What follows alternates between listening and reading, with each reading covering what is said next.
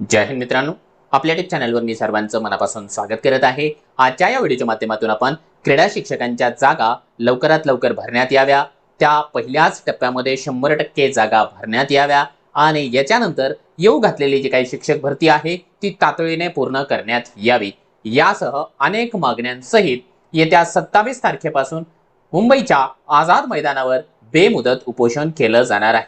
हे उपोषण कोण करत आहे, काय आहे त्यामागची पार्श्वभूमी, त्याविषयी आपण सविस्तर माहिती या छोट्याशा व्हिडिओच्या माध्यमातून जाणून घेणार आहोत। परंतु तत्पूर्वी आपण जर चॅनलवर नवीन असाल तर आमचं चॅनल सबस्क्राइब करा, साईडचं जे बेल आयकॉन आहे त्याला देखील प्रेस करा, जेणेकरून शिक्षक भरतीच्या संदर्भामधल्या कोणत्याही माहितीची अपडेट आपल्याकडून मिस होणार नाही। चला तर मित्रांनो, बघूया आपण ती महत्त्वाची माहिती। बघा मित्रांनो, आपल्याला या ठिकाणी दिसत आहे महाराष्ट्र राज्य युवा शारीरिक शिक्षण शिक्षक महासंघ यांचं हे एक निवेदन आहे। या निवेदनाच्या संदर्भामध्ये जर का आपण बघितलं तर हे निवेदन त्यांनी जे आहे या ठिकाणी आझाद मैदानचं जे पोलीस स्टेशन आहे त्यांनाही दिलेलं आहे। माननीय मंत्री महोदयांपर्यंतही हे निवेदन जे आहे पोहोचलेलं आहे। याचा विषय आपल्यासाठी अतिशय जास्त महत्त्वाचा आहे की शारीरिक शिक्षण शिक्षकांच्या प्रश्नासंदर्भामध्ये आझाद मैदान मुंबई येथे बेमुदत धरणे आंदोलन करण्यात असल्याबाबत। बघा मित्रांनो, आपल्याला माहिती आहे की ज्या कला क्रीडा कार्यानुभव शिक्षकांची भरती आहे ती पवित्र पोर्टल मार्फतच करण्याचा निर्णय शासनाने घेतलेला आहे आणि आता येत्या पहिल्या राऊंडमध्ये दुसऱ्या राऊंडमध्ये ही जी भरती होणार आहे, परंतु शासन दरबारी जर का या गोष्टीचा आपण फॉलोअप घेण्याचा प्रयत्न केला, पाठपुरावा करण्याचा प्रयत्न केला तर आपल्याला लक्षात येतं आहे की शासन क्रीडा शिक्षकांच्या बाबतीमध्ये बराचसा उदासीन झालेला आहे आणि तीच उदासीनता संपवण्यासाठी या ठिकाणी जे आहे हे उपोषण केलं जात आहे। यामध्ये रेफरन्सेस बरेचसे आहेत। आरटीईचं धोरण जे आहे, शालेय शिक्षण विभागाचा जो शासन निर्णय आहे, हे वेगवेगळे शासन आहे। याचा संदर्भ खाली आल्यानंतर मी तुम्हाला सांगतोय। बघा, यामध्ये यांनी काय सांगितलेलं आहे की वरील विषयास अनुसरून आपणास नम्र विनंती करण्यात येते आहे की पवित्र पोर्टल टेटचा निकाल जाहीर झालेला आहे।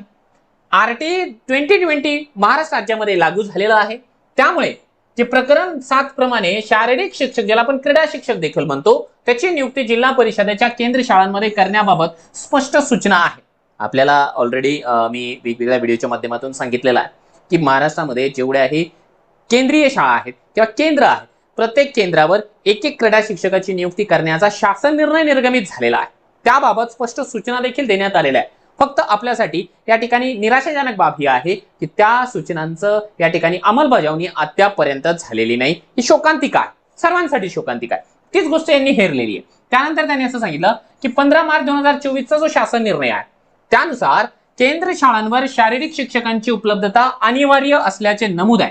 तसेच त्यानंतर दुसरा शासन निर्णय आला बघा, 21 ऑगस्ट 2025 मधील मुद्दा क्रमांक 16 नुसार शारीरिक शिक्षकांच्या नियुक्तीबाबत स्पष्ट आदेश दिलेले आहे। याशिवाय 15 मार्च 24 चा शासन निर्णयामधील मुद्दा जो 4.1 आहे त्यानुसार एक पटसंख्येमध्ये जे आहे ना, त्यांनी जे संच मान्यता आहे, संच मान्यतेमध्ये 251 विद्यार्थ्यांच्या पाठीमागे एक शारीरिक शिक्षक असा नियमही घालून दिलेला आहे।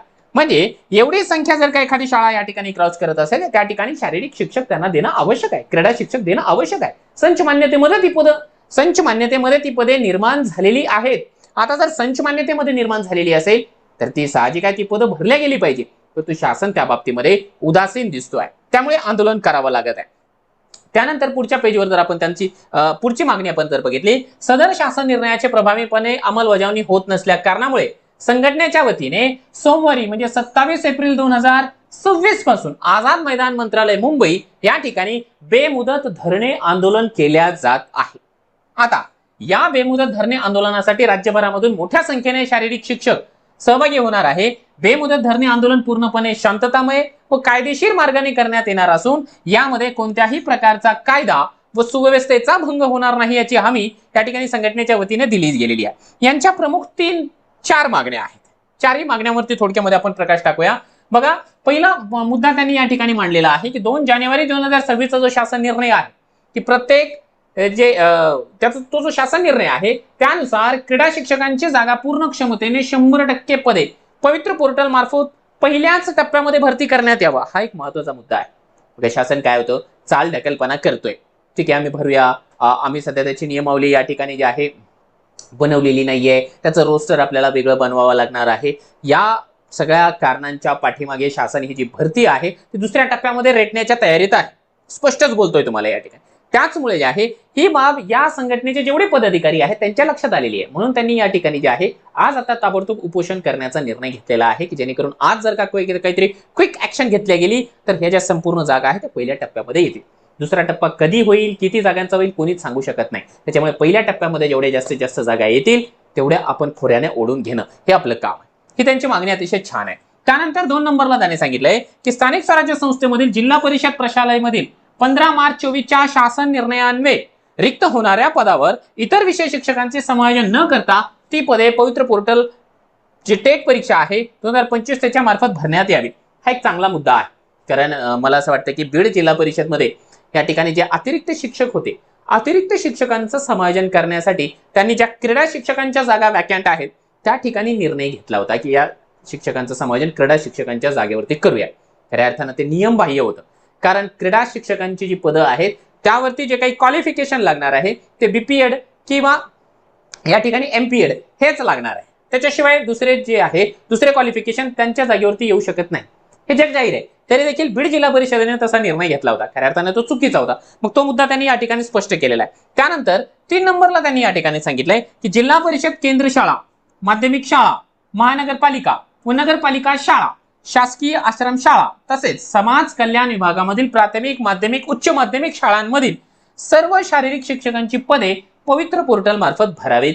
एक चांगला पॉइंट ऑफ व्ह्यू आहे की जेवढ्या प्रकारच्या शाळा आहेत, मग त्या स्थानिक स्वराज्य संस्था असेल, प्रायव्हेट सोसायटीज असतील, आश्रमशाळा असेल किंवा बाकी इतर कोणत्याही प्रकारच्या शाळा असेल, अल्पसंख्याक वगळून, कारण त्यांना या ठिकाणी पवित्रच्या बाहेर ठेवलेलं आहे, बाकी सर्व प्रकारच्या शाळांना पवित्र अंतर्गत आणण्यात यावं आणि तिथली क्रीडा शिक्षकांची जागा जी आहे पवित्र मार्फतच भरण्यात यावी। आणि शेवटचा मुद्दा त्यांचा हा महत्वाचा आहे जो की सर्वच प्रकारच्या शिक्षक भरतीसाठी लागू आहे, तो मुद्दा आहे की 25 ची जी काही टेट झालेली आहे त्या टेटच्या आधारावर केली जाणारी जी भरती प्रक्रिया आहे तातडीने पूर्ण करण्यात यावी, लवकरात लवकर पूर्ण करण्यात यावी, हे अशा प्रकारचं निवेदन या ठिकाणी दिलेलं आहे। यांना आंदोलनाची परवानगी देखील मिळालेली आहे।